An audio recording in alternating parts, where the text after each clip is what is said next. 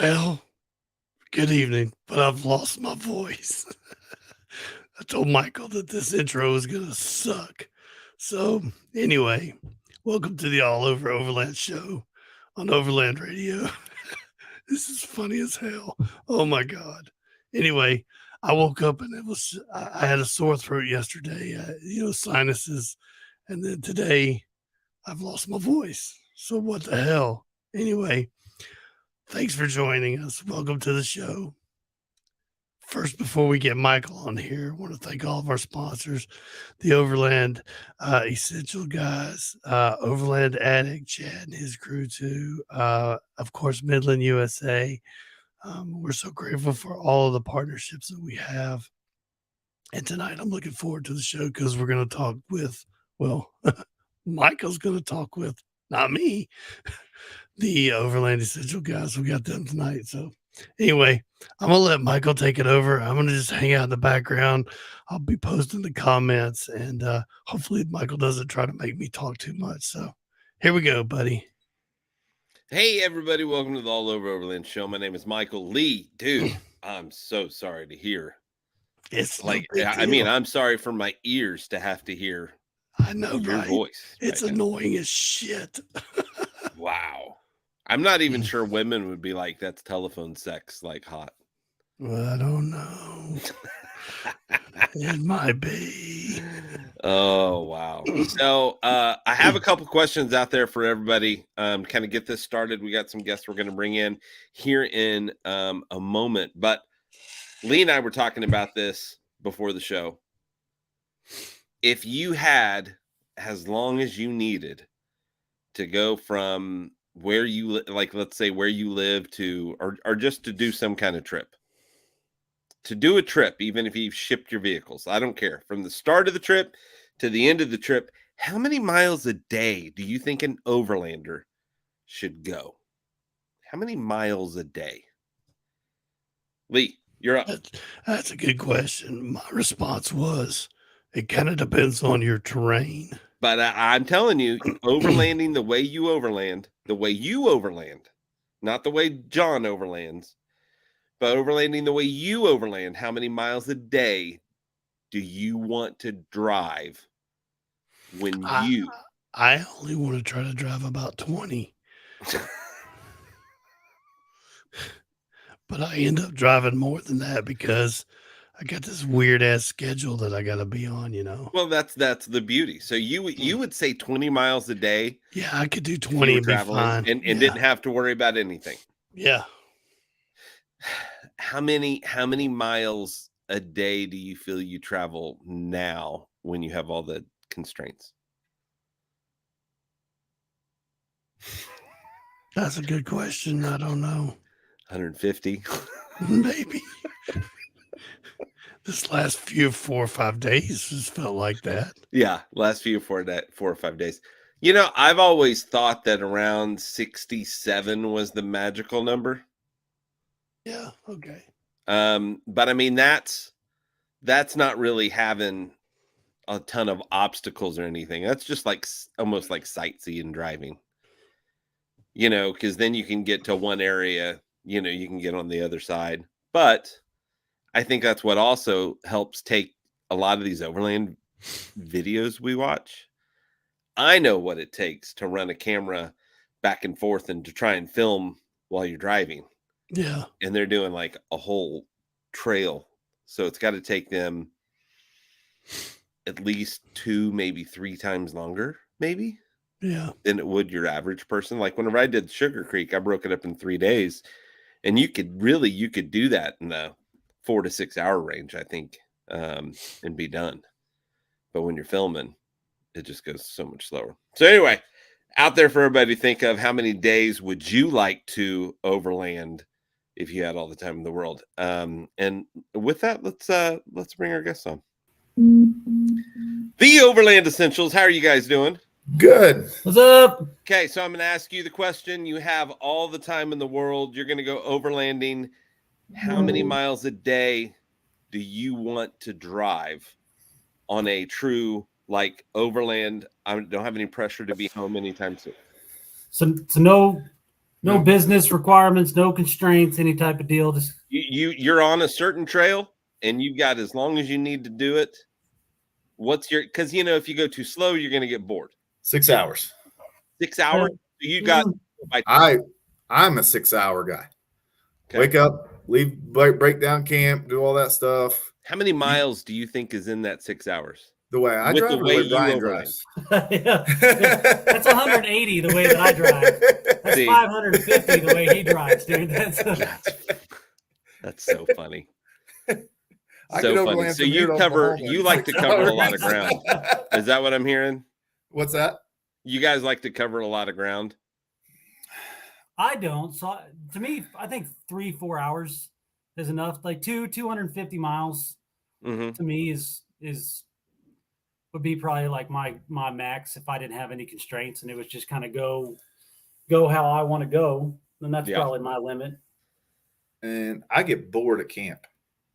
Do you? So I like to go 6 hours, break down camp, be on the road by 10, 11 o'clock in the afternoon, kind of take a long morning and then hit the road, drive until I need to find a campsite, park, set up camp, cook dinner, go to bed.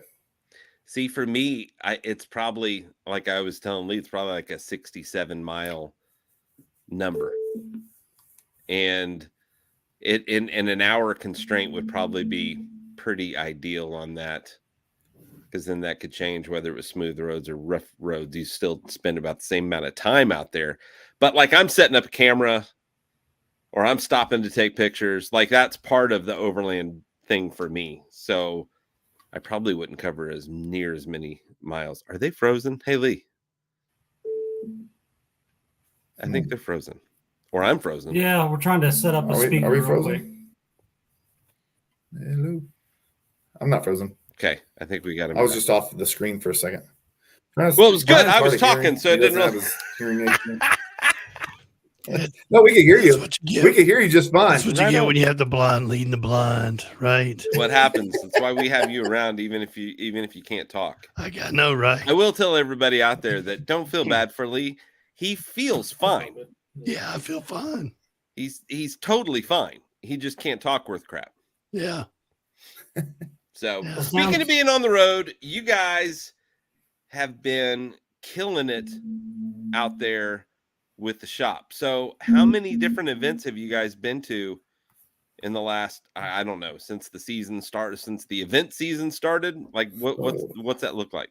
Our event season started February 2nd with King of the Hammers. Mm-hmm.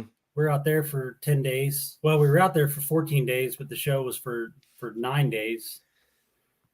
And then did you guys get to experience it at all, or were you just working like your ass off the whole time? Pretty much working our ass off. Yep. Yeah. And I'll be honest with you, Mike, I'm not 100% certain I would ever want to do another vendor event out of King of the Hammers. Gotcha. Is it just more of people just walking through to go see the race? Well, there's so much. I mean, if you've ever watched King of the Hammers, we've been watching King of the Hammers on. I mean, Levi's been out there. That was his 4th time out there. I've been watching it on TV for 10 years now. It's going to take you a day to get to your spot. I mean, but there's so much going on, and you want to see how the race is going, but you can't. There's just a lot of things that you want to experience, but if you're doing a vendor booth out there, you can't, because it's literally you're at the vendor booth from 7:30 in the morning until 8 o'clock at night, because there's still people coming in and out. Yeah. And then by the time you get done, you're really too tired to want to go do any of the. Now, do they have the vendor area anywhere close to where like the race or the course is? Oh yeah, we were right behind the start line. 100 yards from the start line. I didn't know if they'd be like, well, it'd be kind of really dusty, so we're going to move you guys a little further away so it's not as bad. I wish they would have done that. Because I can only imagine. We were both deployed to Iraq together, man, and I thought so no big deal. I thought I experienced dust in Iraq, and I'm telling you, Iraq wasn't compared to King of the Hammers. Really? Oh, dude, I've never been around that much dust. It was. See, these are the things I figured that's the way it was, but I haven't been. So. And then some days 60-mile-an-hour winds. It was a great event. Don't get me wrong. I mean, it was awesome to be out there. We talked to some. I mean, well, shit. The coolest story that we've got out of that whole event is Pellegrino. Yeah, Tony Pellegrino. Pellegrino came in. The owner of Genrite came in and bought like $4,000 worth of Overland equipment. Wants to get into Overland and came to our booth and bought a ton of Overland stuff. And then I put it all on a cart and I wheeled it out to their pits. And he was like, "This is our Overlander rig, and it's a Jeep JL on 42s, coilovers, aluminum armor everywhere." And I was like, "It's like you're I think you're overdoing it, man." And he was like, "It's Genrite. We have to overdo everything." yeah. Everything they do is a SEMA show most. Like it's always like if you're in a company like that and you've got a rig that is basically bearing all of the stuff, like you got to just keep changing it. Oh yeah, keep changing. I mean, it had every Genrite component. Had a 40-gallon fuel tank underneath it. Wow. It was like, yeah, him and his fiance. That's what they go and Overland. But to answer your question, we did King of the Hammers. We did 2 weeks later. We went to Salt Lake City and we did the Salt Lake City off-road outdoor expo. We were at King of the Hammers for 16 days. So that wasn't just one event. It was an accumulation of a lot of things. But we started. That's a full month's worth of work, man. Oh my God, it was. Bro, between the drive out there, pulling a trailer and doing all that stuff, and then getting the RV rental and luckily we partnered getting the damn trailer loaded. Like, I mean, all the shit that happens the days before and even the days after, something like that. Yeah. That's a whole month. So we took 2 trips, 3-hour trips to Riverside to pick up product because we shipped probably 2 full trailer loads. We shipped there. Oh, we had a full trailer Rhino Rack and a full trailer Dometic, and then we took a full trailer there. So we had 3 trailer loads of stuff. So if King of the Hammers, please tell me you only had 1 trailer going back home. We didn't. No, because we had to load a buddy of ours toy hauler. We had to put. We had a little more fridges than what we thought. All the awnings. We didn't sell very many awnings at all.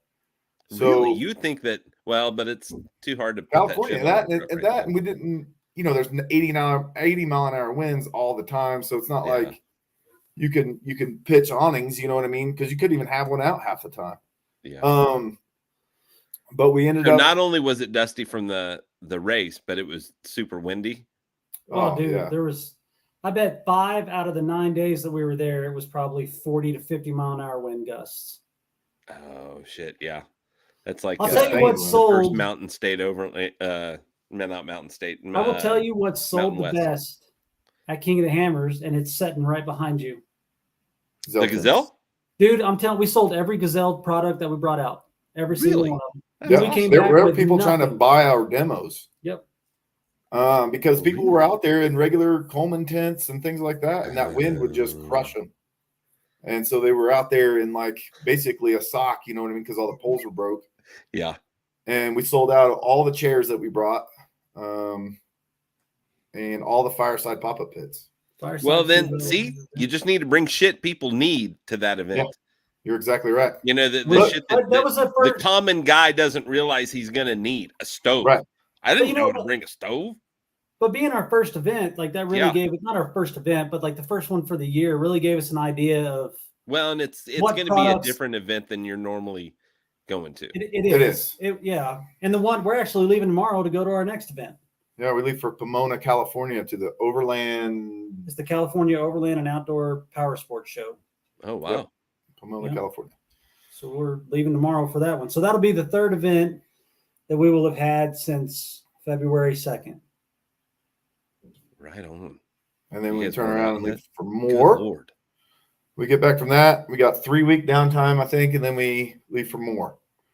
How many events do you guys have scheduled for the year? Well, we've just added 4 more that we've been getting. So what's cool about going to these though, Mike, is that we've been getting a lot of invites to go to different events, and some of them we didn't really even know about. Like we're going to be at the Teton Overland Show now. In September. We talked to those guys in September in Idaho Falls, and they were like, "Hey, we really want you guys out." So and we've collaborated with Gazelle and some other companies, and actually Gazelle now is sending us show prospects for shows that they're not going to be able to attend. But companies want Gazelle out there, so we're kind of doing some events that they can't go to. So it's filling up. Yeah, we'll be at Expo West, running the Rhino-Rack booth. Yeah, got that. We'll be at Expo Mountain West, running the Rhino-Rack booth. Yeah. We're gonna do a couple local shows like 14er Fest here in Buena Vista, Colorado. All for fun. All for fun run. That's held by the Mile High Jeep Club. We're gonna be out there. You need to get your almanac out and go, when is it going to be fucking windy as hell? Yeah, and right? When is there an event much that I need to go to that can't? Any outdoor event that we're going to go to is pretty much going to be windy. We know. Okay. We ordered ground grabbers and the perfect tie downs and all kinds of stuff for our booth. Like it is definitely one of those things that you got to have. But it's funny. It's like, even if we go to the Rendezvous in the Ozarks, it's always crappy weather. Yeah. Every year. Yeah. And so it doesn't matter. Like, it was only $10,000 in hail damage, man. Yeah. I don't know why you're complaining. Yeah. Total trailer. trailer and almost a truck. Oh, wow. You didn't know that?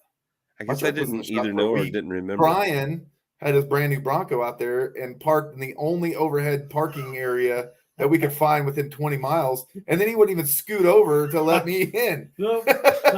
So I just sat in a church parking lot, listening to my brand new Ford Ranger get pummeled. Hey, well, here's a Colorado guy for you guys. Independence Overland, Tyler. Yeah. He's in Colorado. He's a pretty good guy. We had him on not too long ago, but he says hi. Independence Overland. Where's he out of?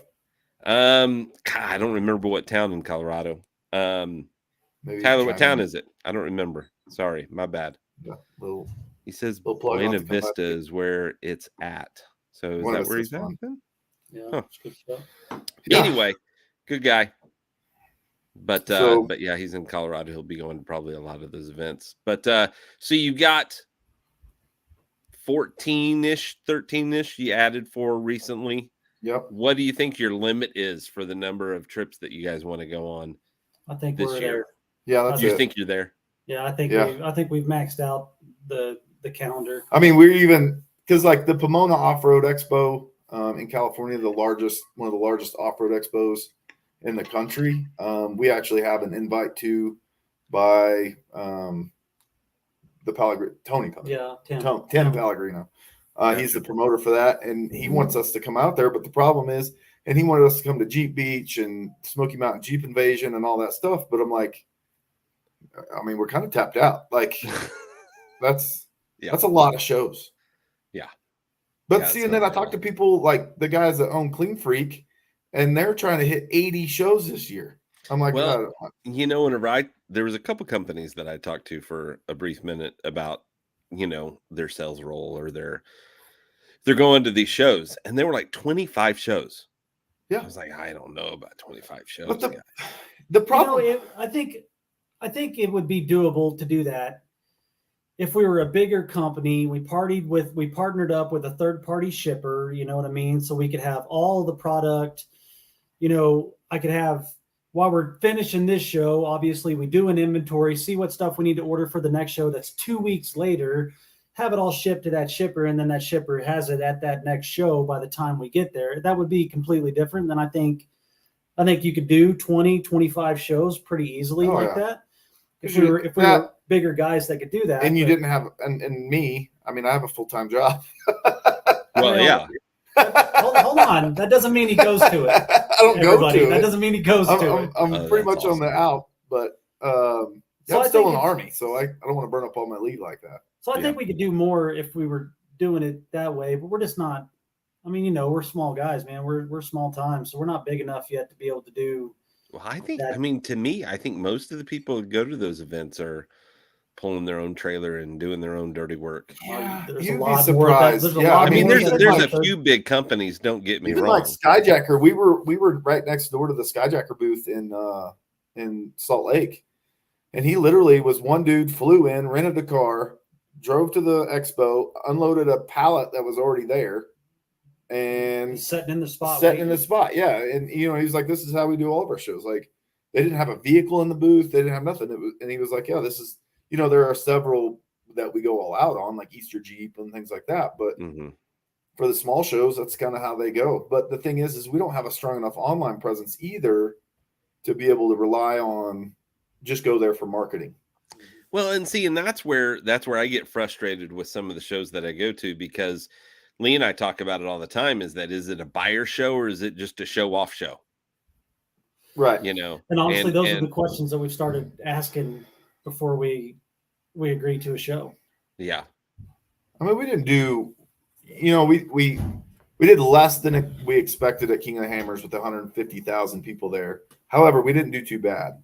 And then we did kind of on par with what we were expecting at Salt Lake. We expect. Well, but if you think about King of the Hammers, it sounds like you already had basically the awnings were going to be a no-go because of weather. So you just even take that whole selling any of that product out of the way. Yeah. You had your back up against a wall there for sure. Oh yeah. Yeah. And then like Dometics always do well, you know what I mean? So we plussed up our huge number on Dometics. We're really expecting to do well and more, you know what I mean? We're coming down with another huge inventory, huge booth. We've, I don't even know what our booth space is. It's a lot. I know we have 3 trucks on display. We'll have our 20-foot canopy and our 10-foot canopy there. So we're really, we've been there before, so we feel comfortable with more. A lot of these shows we haven't been to, so we don't know what, like I see, it depends on what product it is. Really depends on what product it is. You're absolutely right. But when you've never been to the show and there's never been an Overland market there, like King of the Hammers, nobody knew. Nobody knew. And what's funny is like all of our big refrigerators, like normally we sell 45s and 55s like crazy. They wanted the small ones. They wanted the huge ones. Hundreds and 95s. Yeah. Well, we sold because for their trailer queen. Their trailers and their chase trucks. We dang near sold out of all of our Max Tracks. We had a whole pallet of Max Tracks there. We almost sold out of all of our Max Tracks. We sold out of almost all.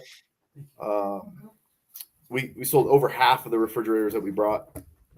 At the Hammers? Yeah. 2 pallets of Max Tracks. 2 pallets of Max Tracks. We had 79 sets of Max Tracks there. And then we did I don't know, but like I said, nobody ever pushed the Overland market there. Other than like Shift Pod, you know what I mean? Like Shift Pod goes out there every year and sets up the Overland experience and things like that, but there's never any cash and carry Overland stores at King of the Hammers ever. Yeah. So going into that, we had no idea what to do. So I think we did pretty well, and if we go back, we know what to bring. Yeah. But like the shows that we're familiar with and that are strictly Overland shows, like the Teton Overland show, the Moore Expo, and Moore's not strictly an Overland show, but it has a huge Overland presence. Yeah.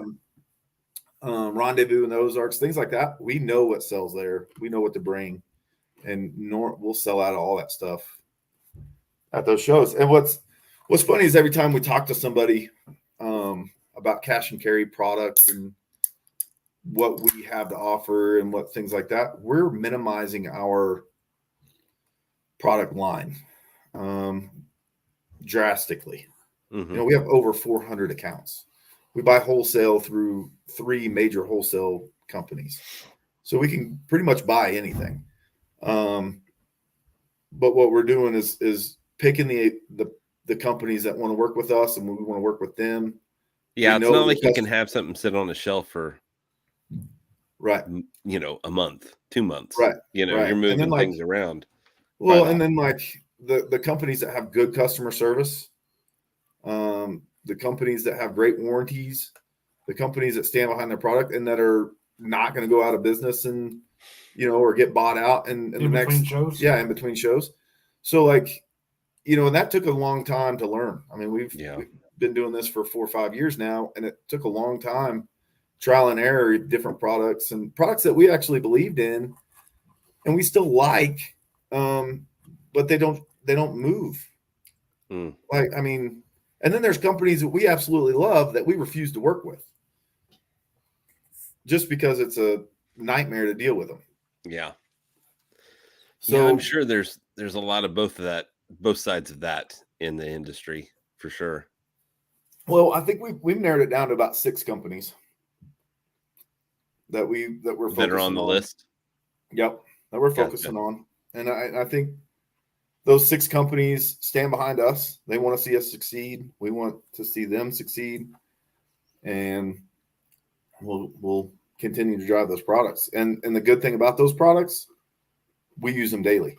We use them on the road every day. I mean, just like the fridges, just like the Hess mattresses,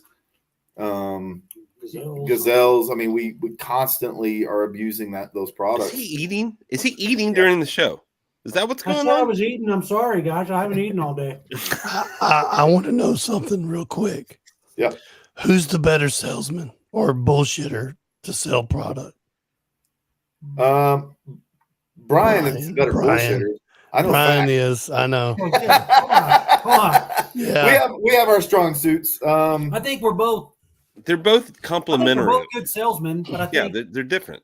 We have two and I think that's why it's working really well. I mean, we didn't know exactly how it was going to be, but it's working really well because, like, when it comes to parts, he has the brain of like an elephant, man. Like, he can look at one Rhino rack part and know that forever, and then know exactly every other part that part meshes up with. So, if they want to stow it, Levi can tell them every part that they can use a stow it Rhino rack kit with, and what it'll hold on every rack that it'll go with, and that's awesome. And I can't memorize stuff like that, but I can memorize, like, like when I do research about, like when we picked up Hest, I wasn't very familiar with Hest Outdoors at all, really. And I started doing some research, and then once I read it, I can spit that stuff off and then retain it. But when it comes to parts, like, that's his thing. But I think what helps is that we both have our own stories. Like, we both use Dometic. So we have our own stories about why Dometic fridges are the reason why we carry Dometic fridges. And we both use Gazelle tents, and we have our own stories as to why we carry Gazelle tents. And we both have our own stories with each of the products that we bring out to the shows. And, those stories intertwine because we're always going out at the same time. And so I think it's an even keel on, we both sell, and, we try not to bullshit. I mean, we can both be bullshitters, but we try not to, because it's amazing how much you can say at a show and people will remember every word that you said at a show. And then if it doesn't pan out like that, we'll contact you and be like, hey, you told me this at this show. Why does it not do that? Or you got to also realize that 1 out of 10 people that you talk to actually buy the product. Yeah. So if you waste, or not waste, but if you talk to a customer for 20 minutes for, 10 people, that's 200 minutes of talking before one person buys a refrigerator. So you kind of got to limit that down a little bit. And I like to give big, deep discounts at the end of the shows and stuff and get rid of parts. Brian hates it. So we've kind of. Well, here's the deal: you can't do it at every show. You can't. Do it at any show. And with a timeline like we're on, we can't just get rid of product just to get rid of it. Well, because people wait until the end. You don't want that. Yeah. Oh yeah. And then, like, we already start with a deep margin. And that's another reason that we're working with the companies that we're working with, is because they give us show margins and we pass that on to the customers. Well, it's really hard to sell a product. Say our margin is 25%. It's very hard to sell a product for 10% off or 15% off whenever I'm at 25%, because you automatically lose 3% because 9 out of 10 people use a credit card anymore. Mm-hmm. You know what I mean? And then the 10% for a discount. I mean, and you start. Nobody goes to a show expecting to pay full price for a product. Oh no. Unless it's something brand new. Yeah, no. Unless it's something brand spanking new. But even like the Dometic water faucets and stuff, like, we could probably charge full price for those hydration systems. Those are cool. But we do a discount because Dometic gives us a discount to pass on to the customer. Yeah, and that's, I think, one of the biggest things that we've picked these companies to work with, is because they're working. With us. I know the secret now. Oh yeah. His voice. I'm sorry. Yeah, I was telling Lee, he sounded like Darth Vader. Yeah, totally. That's so funny. Sorry, I get caught up in the comments too, and I like to read the comments and talk at the same time. Yeah. But yeah, and it's like I'm gonna say it, front runner. I absolutely love front runner products. I love them. But their margins are 25%. No matter who you are. I mean, maybe if you're buying pallets and pallets of stuff, but we can't warehouse that. Yeah. So when we buy the show stuff and set it up as a 10 or 15% margin, people don't realize, you're still making 10%. You're not. By the time you pay for fuel, lodging, food, the 3% fee, all that stuff, it takes away your entire profit margin and the booth space. People don't realize how expensive a show can be. And still, Bro, Hammers was expensive. Hammers was very expensive. I imagine. I had to turn my OnlyFans back on. We're still broke. Not making us anything, but it's all in the lighting. It's all in the lighting. Michael, there's your short. Yeah, there's the short. Yeah, we're gonna clip this up into a short. There we go. Timestamp that, Lee, for sure. Turn my OnlyFans back on. Well, but yeah, so it's one of those things that we're still learning. Definitely still learning. We're enjoying it. It's way less stressful than having a store. Good. Yeah. I love it way more than setting out a brick and mortar, man. Because we talk on the phone just about every day, doing orders and logistics, things like that. But we're sitting on a couch talking to each other, you know what I mean?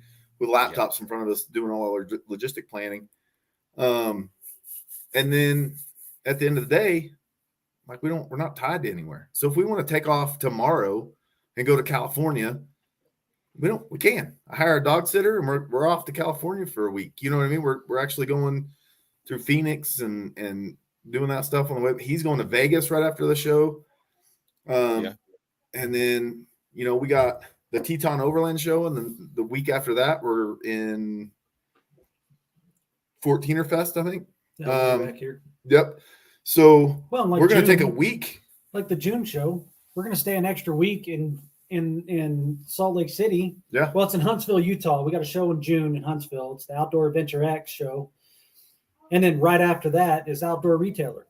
So we're staying an extra week after that show just to do the Outdoor Retailer thing and chat with everybody and do that. So it's nice to not have to rush back. And then, with the brick and mortar, every time we were at a show, we're still paying rent at the brick and mortar. We still got the overhead. I mean, if you want to do the shows, I feel like that was costing more money to keep that than what it was to just shut it down and go.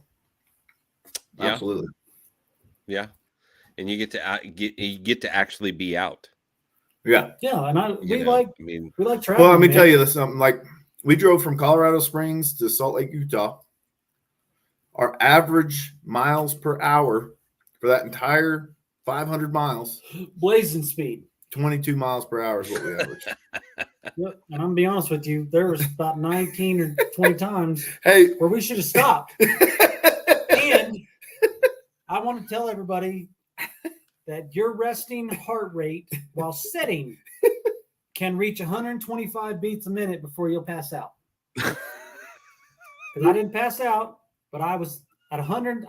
We were going over Monarch Pass in whiteout conditions. Oh, wow. Whiteout. We couldn't see past in my the Ranger hood in the Ranger with 5,000-pound trailer over Monarch Pass. And I Sounds like a good idea. I started feeling a little loopy. So I turned on my watch to check my heart rate, and I was at 123 beats a minute just sitting in the passenger seat, bro. I wasn't even driving. Then I look over at Levi. Levi's knuckles are pasty white. He's white. So now I'm worried about his heart rate because if he passes out, now we're really up shit creek. All right, I've been in a lot of sketches. When I go, hey, I think this would be a really good spot for me to film. I'm going to get out. Bro, so, okay. So check this out. And we we started filming because it was so bad, and we realized that you could actually see parts of the road through the phone screen. Yeah, I'm dead serious. So we were literally had both of our phones up recording, so we could actually make sure we were still on the road. You needed just a VR headset. Yeah, something like because we couldn't see shit. Just a screen there to see the road. Yeah. Yeah. What does Phil say? Marketing knowledge. So what about marketing to the companies? See if they would provide a larger discount or offer a donation. Show expo and fees. So we've done that before, Phil. We've actually started that. They're actually doing that. The companies that we are working with have helped us with their marketing side and give us things that we can comp for like the giveaways and things like that. But as far as reaching out to a bunch of companies, the problem is if we get too much stuff, we're gonna have to get a bigger trailer and a bigger truck. Yeah. So right now we're doing really good with like a 20 by 30 space. And that's kind of that booth sizes that we want. And some of the smaller product that we do, like Brew Trek and Colby Valves and things like that are just guys that we've been with for a long time. That always had a good working relationship with us. And those little things don't carry or take up a whole lot of space. And another thing, like the big ticket items like rooftop tents, you may sell one or two rooftop tent at a show, but they take up so much room. You know what I mean? That it's almost like you need one and be like, hey, like if you're going to buy it, go to the website. Yeah. Yeah. But the thing about it is everybody sells direct. I mean, 23-0 sells direct. CBT sells direct. Tough Stuff, you name it. They sell direct. So it's very difficult. The other problem too is a lot of them, if you go direct, will offer free shipping to a customer. But if you order it from me and I ship it to the customer, I can't get free shipping on it. So there goes your profit margin. Buy 23-0 direct. Half the time, and I'm not going to talk about 23-0 necessarily, but half the time you can't get a hold of anybody on the phone where they can get a hold of you guys, and you're having problems installing it, and you want to talk to somebody, they can call you guys where they can't call. Yeah, right. And then the thing is like if you have a Gazelle, say I sell you a Gazelle tent and you have an issue with Gazelle, we could contact Gazelle right now, send you like in 2 seconds. Dude, it's 7:40 at night. I could call Rob right now and Rob would answer the phone. And he would have a Gazelle out the next morning. No questions asked. Take a couple pictures, like we'll get the thing ready. And 9 times out of 10, you demolish the old one. You know what I mean? Like, but that's the companies that we have time to work for. Yeah. It's very difficult. You know what I mean? When you're, and like rooftop tents have a lot of issues. There are brands out there that have several issues and that we've sold in the past. And then we deal with 40 warranty claims in the next year. You know what I mean? We can't do that anymore. Not doing this. So like there are some companies out there that we'll probably reach out to and work with and things like that. And in the future, if we continue on this path, and if we ever open a brick and mortar, we'll go back to our 400 accounts and order whatever you want. But right now on the road with a 14-foot trailer behind a Ford Ranger, I think we got a good mix. I think we got a good mix of products. It's a mix of products that appeals not only to just an overland, community, but also an off-road community. And we found that obviously out with, King of Hammers. Top 10 all have issues. Yeah, they do. And so it's a mix of products that appeal to both different groups, even the ones that are just beginning, that are on a budget, so we're not bringing out something that's $4,000. You know what I mean? You could buy an $800 Dometic 35 fridge and throw it in any vehicle. And then that solves that problem. And then, a Gazelle tent for $400, and then there's your sleep. I mean, you could literally buy it all out of the booth, but it's stuff that appeals to all the communities. And I think we've done a pretty good job of getting a mix of those products, and especially with the companies that have the support. Well, you've been mentioning it both companies quite often, and obviously I'm a fan of the Gazelle. I've had this for years, and I love it. Hands down. Love it. Hands down. Now I like the ease of my rooftop tent. Don't get me wrong, but like if I'm doing a tent, this is like by far like the hands down. And then like we use them both. My 17-year-old opted out to having a rooftop tent because we were going to put a rooftop tent on his Jeep, and he preferred the T4. So I mean, he's got a T4. Yeah. So we use both on an outing, family outing or whatever. We'll use both rigs, and I have the Alucab, which I haven't had any issues with the Alucab. I absolutely love it. So there's one tent that doesn't have issues, but the thing was like you have to narrow it down. You have to focus on the companies that you want to focus on, and you have to learn every thing about those companies and be able to pitch those companies to the customer. And that's kind of why we still have all the accounts, but we just don't bring all that stuff with us. Well, and it's like the other gear that you guys have that obviously I got from you guys was the Dometic. And I've got to say that putting it into now using the battery that I have and running it, charging it all the way up and then seeing how long it'll last just on the battery.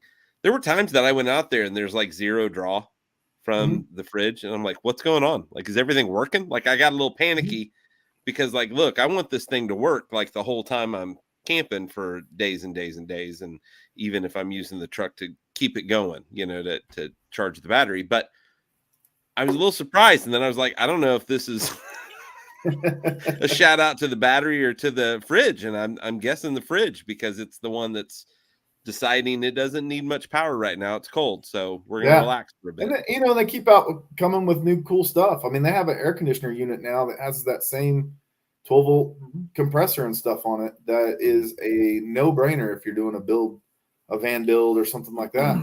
Yeah. Dude, even their faucets. Water faucets. Like they're still winning awards for their hydration kit that they designed with the jug and that faucet. They're still winning awards for that. I remember the first time I saw it was Gear and Gadget just named it Gear of the Year or whatever they call it. Yeah. The first time I saw it was at Mountain West, the first year that they had Mountain West. And I was like, this is super cool. Not only, and I think that's the important thing is that at the shows, everything that we demo at the shows is our own personal stuff. Yeah. We demo our own personal Gazelle. We demo our own fridge. We demo our own faucet, our own jug, our own Max Tracks. Like everything that we sell, we own, and we use it, and we demo our own stuff. And I really think that helps, push those products at these events when they see that. Yeah, you're not just selling it. You're muddy ass showing Max. me. Yeah, but I mean, I pull the Max Tracks off the side of the truck, and I'm like, hey, this is it. Well, and it's good to see like, okay, there's burnt rubber on that one. Yeah. Oh, yeah. I mean, like those things for me, I like to see because, okay, is it going to hold? Okay. Well, yeah. I mean, it'll hold up. Another thing, like to kind of, to caveat on the shows and all that stuff.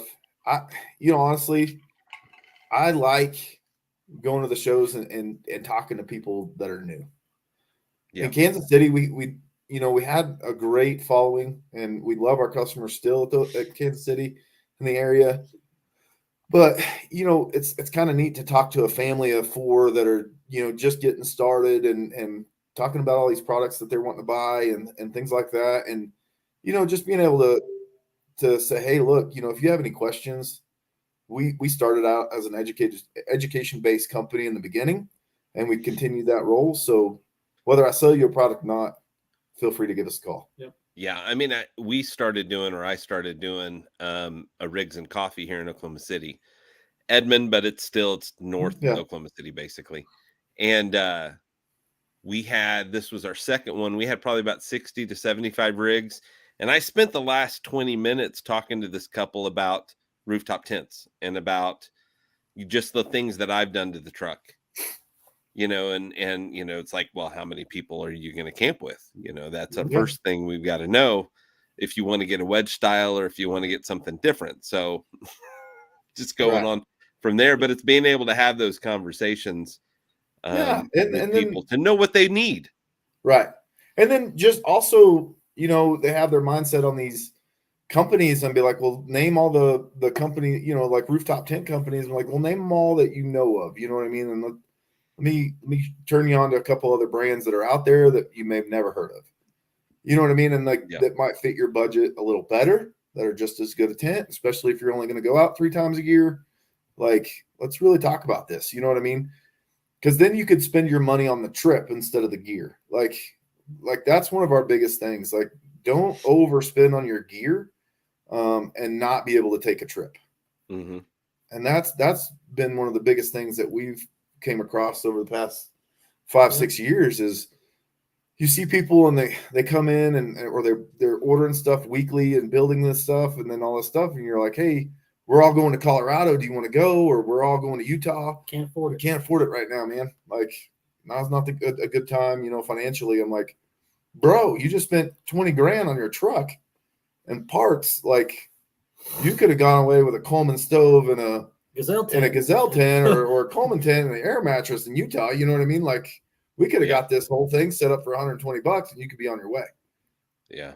That's the biggest thing that I see that I try to talk people out of is when you're just starting, give it a shot. You know what I mean? Give it a try. Try to stay comfortable. Go to your comfort level. You know what I mean? Don't go way out on a 2-week trip to Alaska or whatever, your first time overlanding, with the stuff you got at Target. But, it's nice to be able to share that on a personal level. You know what I mean? Because when we first got started.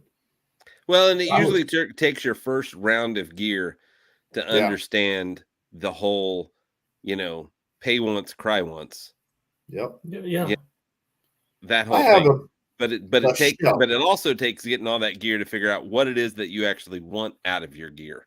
Well, and then like we always go back to our July trip in 2016. Always we'll go back to the 2016 July trip where we took our rock crawlers on 40s and went to Arkansas for 5 days over the 4th of July weekend, which was the most miserable trip you could possibly ever do. Dude, it rained inside the tent. It was that humid. But we always go back because like literally Brian he didn't even have room for his wife.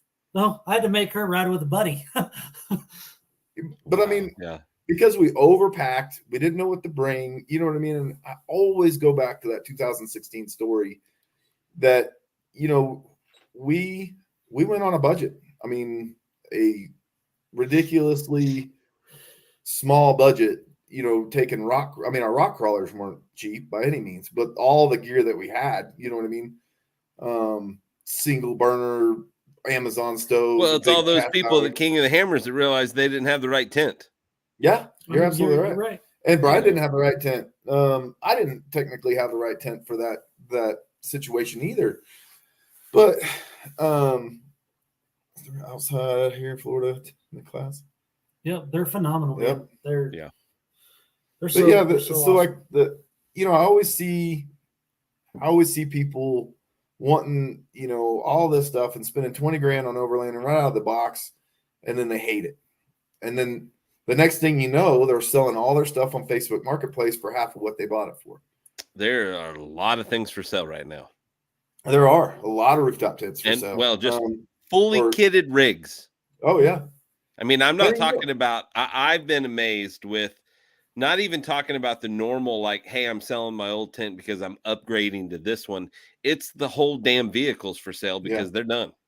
Well, there may or may not in the near future, can't give a timeline, be a fully kitted out Bronco for sale. I don't doubt that there will be when someone comes along with the right price. Well, I'm about to change. Me and the wife are about to change how we live. Oh yeah, okay. I think we're about to sell it all, man, and hit the road full time. There you go. It's the way to do it. I think we're ready to do it. I think with being retired Army and my disability and stuff, I think we're going to build. If you sell this leads me into a very important conversation that I can't have. I have to secretly have. If you're selling or if you're buying a new mid-sized truck, we're going to do like the March Madness. We're gonna start with let's go Toyota Gladiator. That must be a completely different vehicle that none of us have ever heard of. Which The one Toyota moves to the next Gladiator? level?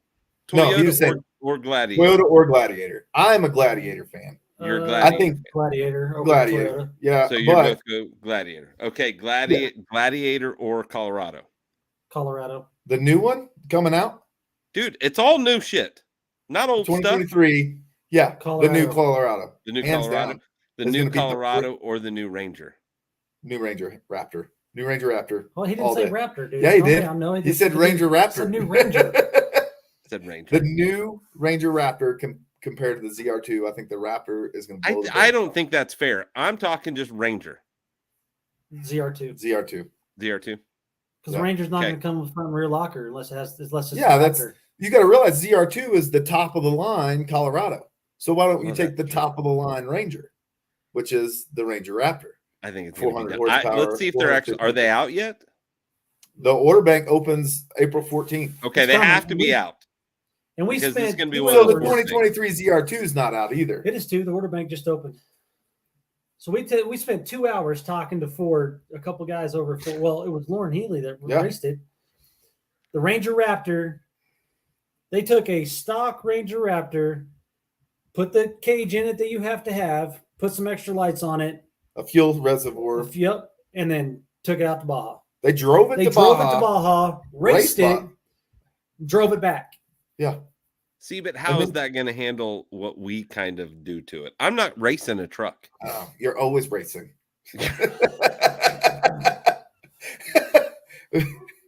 That's racing probably somebody. kind of true. You're racing your last time. You're not first, you're last. Okay, so you got me all distracted. There was one more Sorry. vehicle I was going to mention, Nissan. and that was the Ranger or the Nissan Pro 4X, I the new mean, one.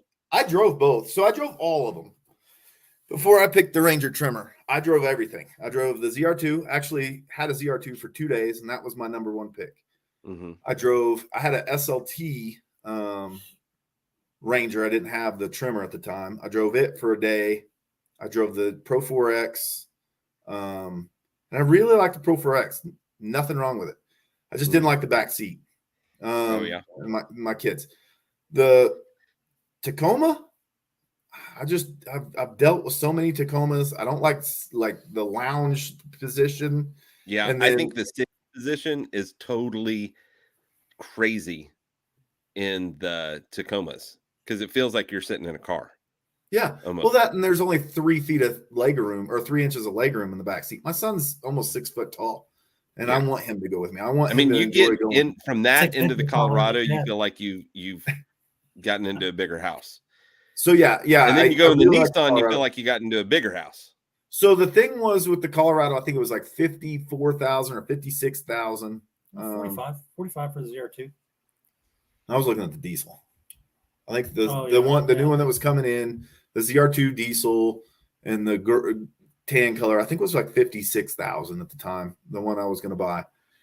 And then I had just a wild hair, and I saw a Ranger trimmer, and I went and drove that, and it handled and drove completely different than a normal Ranger. If you could take Ford's seats and put them in any of those, though, that'd be the shit.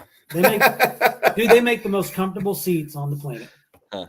So I mean, I really and I say it to this day, I really am impressed with that truck every day. When we're driving it to Salt Lake, when we're going over these passes, and I'm thinking, there's no way my truck is going to do I-70 and keep up with traffic, carrying a 5,600 pound trailer, alu cab on 35s. There's no way a 4-cylinder mid-sized truck is going to do that. And we're running 70 miles an hour up and down I-70 like it was nothing. It's good. It's done really well. But you left a truck out, man. What about the AT4X? I think the styling of the AT4X is better than the new rate or The new GMC? I mean, I think whenever I say the Chevy, I think that just, I mean, I'm not. It looks Completely different different. body style. Yeah, they made Are it they look. are they completely It different looks now? completely different than The side ZR2. profile looks a lot like as the ZR2 side profile, but the grill, yeah. the styling, the interior, the AT4X. Yeah, but basically it's the same damn truck. Engine. It may look drivetrain, different, all but that it's the stuff, drivetrain, same. all that same. Yeah. It's all the same Yep. shit. But I think the styling on the GMC is better than the So you would take the it sounds like the GMC over the I would Chevy. definitely take the GMC AT4X over the new ZR2. And I would take the ZR2.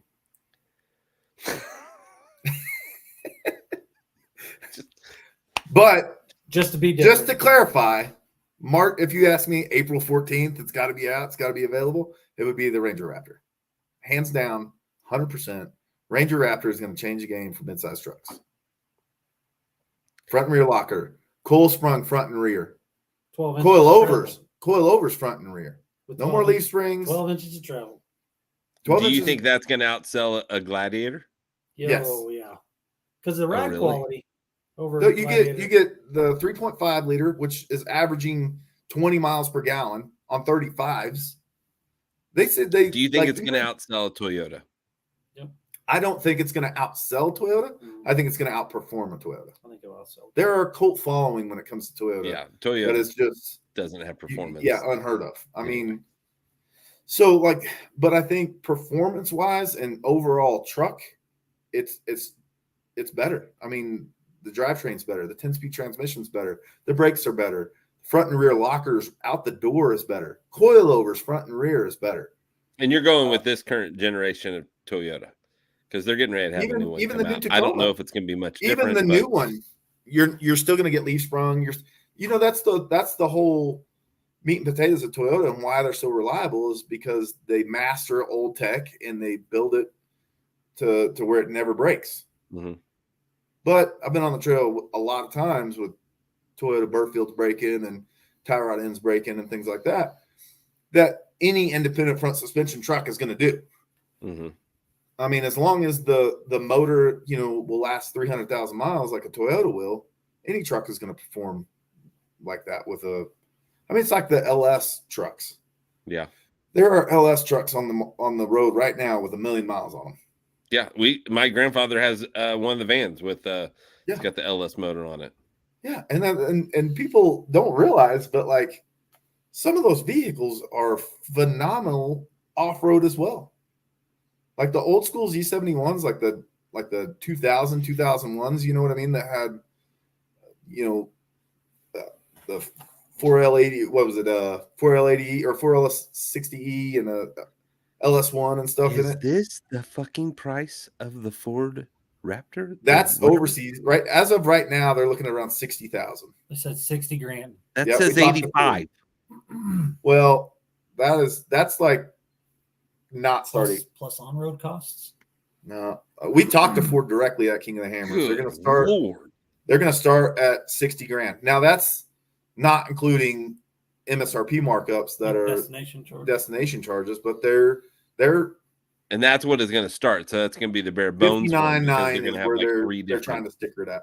Trends. So if you compare it to what the Australians are paying now, Australians are paying around $60,000 now, US dollars for the Ranger Raptor, and there's not a huge difference. Dude, I graduated in '99. And it hurts my soul to talk about how much what it cost in '99, man. Yeah. Yeah, I bought a brand new Jeep Rubicon for $18,000. Spring rear from everything I've seen. Just like I bought my first house in '99 and it was $42,000. Yeah. So and then probably worth $300. You got to realize somebody just said coil spring rear, just like the Tundra. The Raptor is coil over, not coil sprung. It's a strut rear end. So it's like the Bronco Raptor. So it's not a normal coil overshot like the Raptor Bronco is the same suspension. So it's not a coil and shock. It is a built-in unit, just like you would like the Fox struts on a Toyota front Tacoma. You know what I mean? You don't have to get a Raptor. Actually, all Broncos are coil over front and rear. Oh yeah, on the Broncos, but that's the only one that's coming with coil. You know what? It's still Ford. That's all I'm gonna say. It's still Ford. Hey, my little Ford is doing great. Now, I may have, knock on wood, we'll see how it drives this giant trailer all the way to California. But when we average, you got California coming up, and then after Tomorrow. that's more, or do you have something in between? More. Yeah, after California, then more. So we're going to spend a week in Phoenix and then come back, and then we have like 2 weeks or 3 weeks down. Two. And then we'll start heading that way to more. Right on. And getting all the logistics and stuff done down there. So Lee and I are going to leave Saturday, and we're going to go the slow way to more from his house. Nice. And camp along the way, and hopefully the weather's decent. I mean, you just don't know. It snowed last year. It was ridiculously cold. The first day. Like there's no snow. Yeah, and I'm camping this year. Yeah, we were just talking about it, like what we're going to do for lodging. And normally we rent an Airbnb right there in town because our vehicles are, on the floor. So, and they're going to be again this year. So we're thinking about renting a trailer, just parking it down there on the lot and plugging a generator in and go. We got to call Chris and see if he's got hookups and stuff down there that are open. But yeah, I mean, who knows? I don't know either. But that's part of this thing. The logistics is tough, man. Yeah. Realizing you didn't get something scheduled or booked that you needed to. We got shit sitting on his front porch right now. He's in Colorado Springs. We got a UPS notification today. I'm like, bro, I'm gonna call a neighbor or something. But yeah, on. I am totally looking forward to more. Lee and I are gonna drive up there. We're gonna make a thing of it, and then during more. On Saturday, Cindy Pope is going to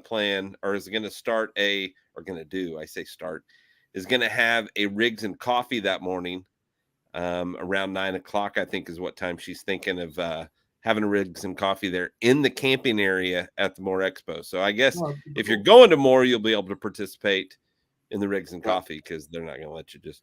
Well, I strongly. I mean, whether you've been overlanding for 10 years or just getting into it, I mean, that is a phenomenal show. Yeah, it's going to be a good one. And we've been to Expo West and Expo Mountain West and all these shows and Expo East, and more is like a little slice of heaven. You get down there, it's not the huge hustle and bustle. Great friends down there. We get to see you guys and Chad and all, the whole crew. And it's one of those shows that we just look forward to every year. Yeah. It's indoors, so you're not messing with mostly indoor. So if you were lucky enough to get an indoor spot, there's some outdoor spots. Yeah. But yeah, I mean, you get to hang out and we just really enjoy it.